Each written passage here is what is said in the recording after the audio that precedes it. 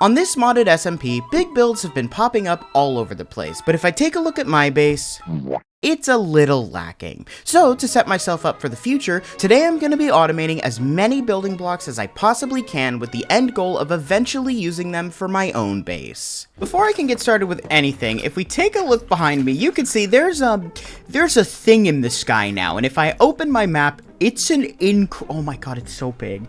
It is an incredibly enormous thing. Gunji Cord built this in the course of a couple days, and if I go over to this little platform over here, you can see we've got ourselves some instructions. Step 1, get a boat. Step 2, place the boat on a track. Step 3, make sure you're going the same way as the arrow. Step 4, if the light is on, then when you cross the line, start the timer, go around the track, and when you get back, your time will be above this sign. You can add it to the leaderboard. Okay, there's a few people here so far.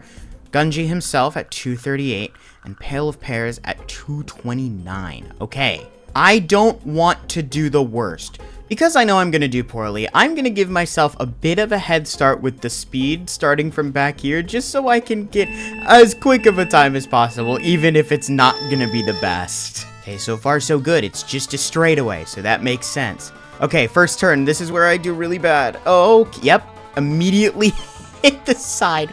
Oh, I'm gonna get the worst time. I love that the track is loading in an orderly and timely fashion. Please, for the love of God, let me not be super slow.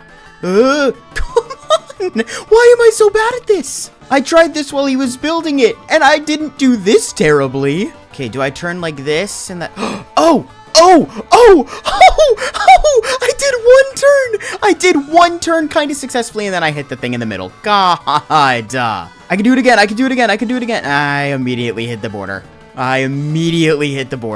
Oh, did I? I thought I was going to do another one, and then I hit the edge right at the end. This is not cool. How close am I to the end? I don't really know how long it's been, and the chunks aren't loading. Oh, God. No, we're fine. Them not loading made me make it around the turn kind of easily. Never mind. Immediately messed up afterwards. Come on. Stop hitting the edges. I hit the buttons, and they don't do what I want. I don't like ice boat racing. I'm not good at it. Okay, it's a straight line. We're going in a straight line. Kind of. It's turning again. Oh, my God. I'm gonna have the worst time. I'm absolutely gonna have the worst time out of everybody. Okay, and we're turning, and I'm doing a 360. Uh-oh, didn't mean to do that. Seems like that could have worked if I did that maneuver properly, but of course I didn't. Oh, and we're back by my house, which means we're almost to the end. Oh God, what's my time gonna be? Oh, it's gonna be so bad. Come on, I hit the edge at the very end? Please, no. Oh my God, this is embarrassing. 322? No. I don't want to put this time up here. Oh my God. Wow, this really stinks. But you know what doesn't stink? Me. Thanks to an all-new partner of the channel, Cheeky Soap. As someone who showers, I know there is nothing worse than soap that smells mediocre, so when Cheeky reached out to me, I knew I had to say yes. I've been using their soap for a few weeks now, and I can safely say that I absolutely love it. To prove how much I love it, I'm gonna do the rest of this while using it. The soap is made from all natural ingredients like coconut oil and shea butter, leaving your skin super soft after you use it. It's currently available in a variety of scents, with my personal favorite being Touch Grass, which is a nice blend of tea tree and peppermint. They also offer a couple of accessories for your soap too, like an angled soap dish for faster drying, and a soap bag which allows you to turn your bars of soap into a loofah. If you want to smell better than ever, make sure to check out the link in the description or use code LSR at checkout for 10% off your next purchase of Cheeky Soap. That's LSR at checkout or visit the link in the description. Now that I smell awesome, let's get back to the video. So the first thing that I actually need to do today is I need to collect 32 of every color dye in the game. There's 16 total. I believe I have some in the system already. Yeah, I'm just gonna grab all of this for now. And the reason that I need these is because if we look over here, we can see we have liquid dye, and I'll show you what I need that for in a second. First, I just gotta determine which dyes I have, which ones I don't, and which ones I need more of. It looks like the only one that I'm gonna be set on is lime for now. And then I'm completely missing 6 colors. Okay, this process is probably not gonna be the most fun. Luckily enough, I do think I actually have some of the materials I need to make a few of the different dyes already in my system. But for the most part, I do think I'm gonna have to go out and actually collect everything for them. Fortunately, I don't think collecting dyes should actually be that hard. I've never had any project where I needed to collect all 16, so I don't know. I'm kind of just going into this blind. The one dye that I actually have zero clue how to make is brown dye. What do I need? Cocoa beans. Okay, to the jungle, I guess. Might have to find a completely new jungle because I think Zeroshi has 100% decimated the one he lives in, and that's the only one on the island. I should probably also be collecting these red flowers as I go. I need red dye. That's one that I don't have 32 of yet. How is there crimson roots here in the middle of an acacia biome? Do you turn into red dye? No, okay. Right back to where you were. Oh, and I'm gonna need extra red dye too, because I gotta make orange dye out of red and yellow. Okay, I know my colors very well. Okay, with red, orange, and yellow done, I need to not be distracted. Here's the jungle. I want to see if there's cocoa beans on any of the trees first before I have to go across the ocean, because I don't really want to do that. Aha, a few. Am I gonna get enough from this? Absolutely not. But it gets me closer to where I need to be. Oh my god! Look at all of these cocoa beans, and they're also right next to some flowers that I need too. This is wonderful. I still don't think this is going to be enough, but it's a lot better than nothing. And would you look at that? I did end up getting enough cocoa beans to make the brown dye that I need. This is wonderful. Unfortunately, I do have to make my way across the ocean anyway because I need a lot of cactus to make cyan dye. I think I only need 16 though, because 1 blue dye and 1 green dye makes 2 cyan dye. So I only need half the amount I would need. Half of 32 is 16. Boom. Mental math. I'm so smart. Reality is I should probably get more cactus than I actually need though, so I can make a farm of it at some point. I gotta wait to actually turn this into the cyan dye, as well as making the blue dye until I get back to my base, because I have a ton of lapis that I'm just gonna turn into dye, rather than going around and finding a bunch of little blue flowers. It looks like I do actually need a ton more red dye though, because I need red to make both purple and pink, and those are 2 of the ones that I just do not have yet. And now that we're home with 32 of every single dye color, the next step is going to be liquefying these. I'm gonna need a lot of buckets. 64 to be exact, and the reason for this is I need 4 buckets of every liquid dye. This part is honestly not gonna be super hard to do. If I'm correct, I just have to toss the dye into the vat of water like this, and it should just mix it, yes, into pink liquid dye. Then, if I take one of the buckets, I should just be able to grab the pink dye out of there. Yes, okay, perfect. Now I've just got to go ahead and do this for the remaining 15 colors, but now that we have all those dyes liquefied, I'd like to hop into a creative mode world for a couple minutes to show you guys what exactly I'm going to be doing with all of them. So if we make ourselves a basic cobblestone generator, but instead of water put liquid dye in, when we place down the lava, you can see that it makes concrete based on the color of the dye touching it. This is perfect for automating concrete. We also have a special recipe on the server where if we throw the concrete into crushing wheels, it'll turn it into concrete powder. I can't do that one in creative here because it's a server side recipe, but there's also recipes for bulk dyeing. So for example, if we put framed glass in front of red dye, it'll make red stained framed glass, as well as the same thing actually working for terracotta with the coloring, meaning we can automate 64 different colorful blocks. This is actually going to be the most insane thing I have ever made. Before I can actually move on to the main project today, something that I really need to do is get myself a better source of iron. As much as the factory does give me a big amount of iron, I need more. I need a lot more, actually. To do this, I'm just going to make myself a basic iron farm with drills that put cobblestone into crushing wheels, then wash the produced gravel to make both flint and iron nuggets, throw away the flint, and press the iron nuggets into bars. To make it quicker, I'm also going to make like 6 of this, and hopefully this will give me more than enough iron for the foreseeable future. I also went ahead and added a pulse timer to the bottom of this packager so that it wouldn't be sending out iron bars every 5 seconds, but this thing works incredibly well, and with that that done, it actually means that I can move on to the next step of this process, which is going to be getting all of the materials. There's thankfully only 5 pages for the farm that I'm going to be building today. Despite the fact that there was only 5 pages of stuff that I needed, some of the items I needed a lot of. For example, I needed 103 chain conveyors and 648 item vaults. You can see why I made the iron farm. This thing is going to be eating up my iron supply so fast. But with all the resources collected in a relatively short amount of time, I'd say we should go ahead and let the schematic cannon do its thing.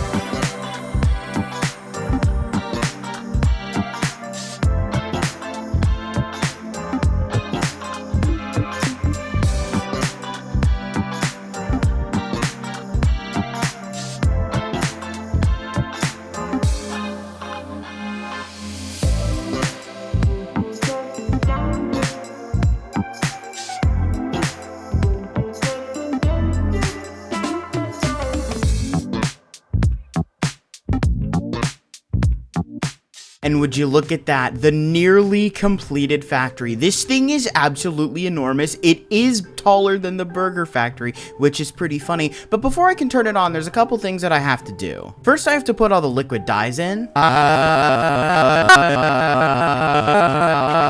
And with all the dyes placed down, I can now move on to the water and lava. With all 136 buckets of various liquids now in place, we can finally go ahead and turn this thing on. Just kidding, there's a second tower.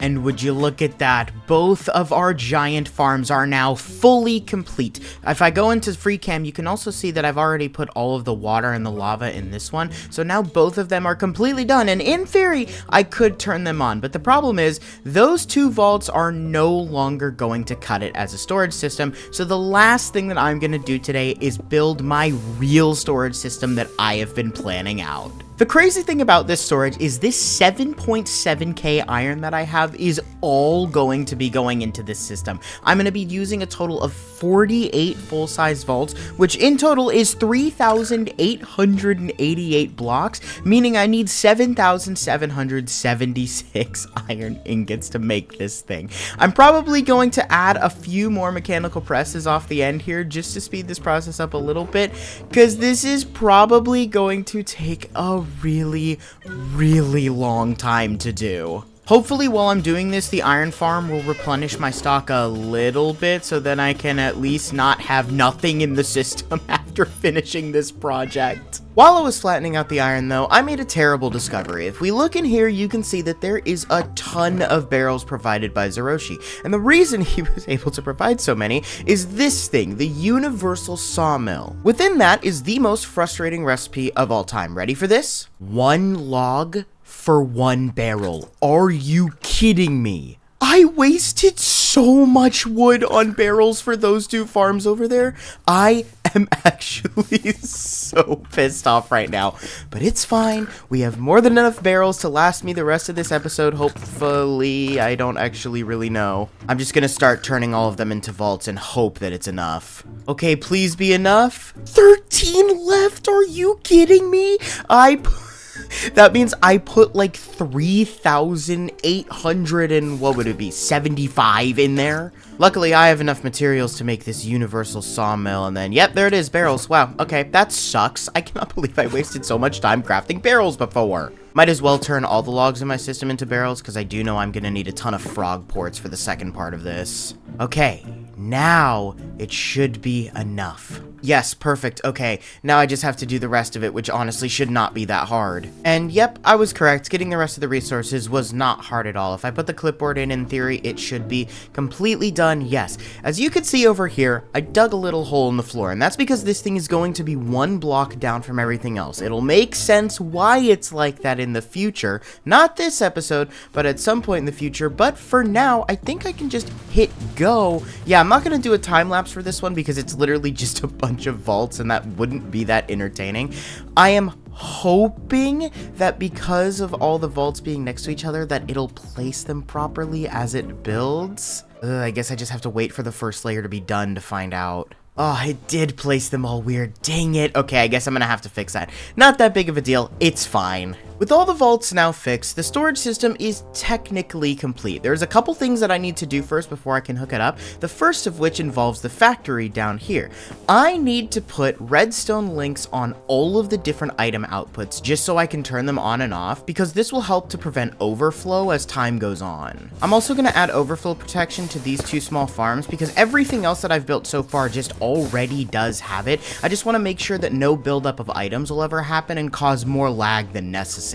With all the links linked and the addresses addressed, I think it's about time that we start to design the input sorting system for the storage, meaning when I return items into it after using them, it'll sort them back out into the proper vaults that they need to go into. Rather than stumble my way through this in survival, I think I'm going to hop into a creative mode world again just to get it designed kind of laid out basically, and then I'll bring it over here into survival and we'll build it out then. So the basic idea that I have in my head isn't actually that complicated. It's just a series of vaults and filters that sorts everything out into different package frog ports, which will then send it all back into the system. The thing that is going to be a little bit frustrating with building this is, like with the storage system itself, it's going to have the problem when it gets built with the vaults kind of messing up.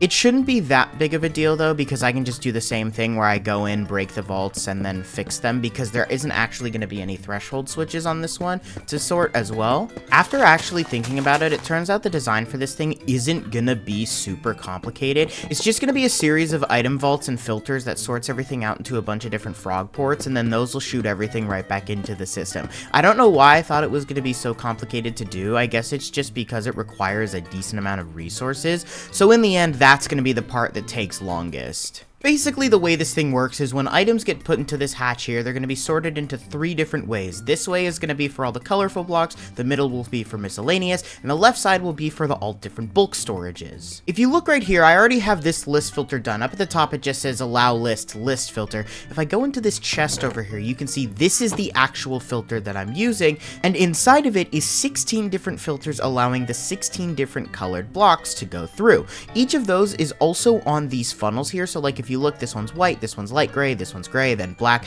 brown, red, and so on. And because of that, it'll be able to sort them into the different packages just like the actual machine does, sending them right back into the storage system. One thing I'd actually completely forgotten to think about was the miscellaneous storage. So what I did for that is when the miscellaneous items come out of this vault, they go into a frog port that sends them up here. This whole thing will just kind of filter them into any of the 18 different miscellaneous vaults that I have. But once that vault fills up, it will shut off so that nothing else can go in there, preventing overflow, and then if it empties out enough, it'll turn back off again, letting more items in there. But with this thing fully finished, I now just have to make a schematic of it, and then when I transition back to the server, it should be built. With the sorter fully built out and all of the farms turned off, in theory, if I hook everything up properly, I should just be able to be all set. The biggest test, which we're going to do right now, is going to be sorting out these vaults first. If I'm being honest, I am definitely a little bit nervous about this. Because if it doesn't work, then I'm going to have to rework it. And I don't really want to do that right now. Okay, moment of truth. Funnel down. Items will start coming out. Okay, good. It's giving a variety, so we'll be able to tell if things are actually going to the right places. So far, it is in fact working. Oh my god, this is so good. This is so good. Everything is going to the left. That's where I need everything to go. Why is it not making packages, though? Oh, I have to reflick all of these levers. I was gonna say I'm really confused why they're staying over there, but you know, the storage system isn't hooked up, so if I connect that, all the packages are coming over and they should go to where they need to go. Oh my god, this is amazing. And they're going exactly where they're supposed to. This is wonderful. Actually, let me make sure on that. So the vault with lapis should be this one, because this has, wow, that's a lot of lapis in it, and it's working. And it's detecting it. I am so happy that this kind of worked first try. Now I just need to make sure that I can, like, figure out the rest of it. Just gotta put levers on all of these. And then if I put the funnel back on, it should work perfectly. I am actually so incredibly happy that this worked first try. I'm gonna let it sit for a minute so it can sort out these two vaults, and then once that's done, we'll turn all the machines that I built today back on and have everything fully set. I'm coming back a little bit early, right in the middle of the sorting of the second vault, just to show you guys that this system actually works perfectly. It works exactly how I intended, which is really rare for me on the first go, so I'm really happy. What's even better, if I go into FreeCam and look up here, is this system that I was talking about earlier, they're only going into the first one, which means that once the first one fills up, then the second one will go, and so on, and then it starts at the beginning. It starts at the beginning. That's all that I care about. I'm so happy that it ended up working out that way. With both of these vaults now fully sorted out, I can finally get rid of them and open up this area for the first time in, like, what, 2 months? Wow, it looks so weird and barren right here. Okay, so now that that is done and the sorting system is fully completed, I can turn everything back on. I'm a little terrified to turn the farms back on. I can't lie. So we'll start small. We'll start with the stuff we know works. And now comes the scary part, turning these ones on. Okay, first one, I don't know if this is gonna work, and I'm really scared. I can't lie. So far, it's not looking like we're having any problems, which is a good thing. Now, if we hook up the chain for this one, it should turn on. Oh my god, this is terrifying. I haven't tried these ones out in survival yet. It does, in fact, look like the concrete powders are working. This is perfect. Oh my god. I can't believe this is working. And our first packages are getting sent out. Oh my god. And they're probably going to be picked up by, like, the first couple layers. But look at that, all the packages are going up there, too. Oh my god, I cannot believe this all worked. I cannot believe I did. Oh my god, that took so long to figure out all of it. Because I would get one part done, and then another part would need fixing, and I need someone to sleep, please. Please sleep. But now that these are all on and completely working, I can safely say that this is the most insane set of projects that I've had to do in one single video. Started with these, then I needed the iron, then I needed this thing, and then I needed this thing. I cannot believe how much I ended up doing.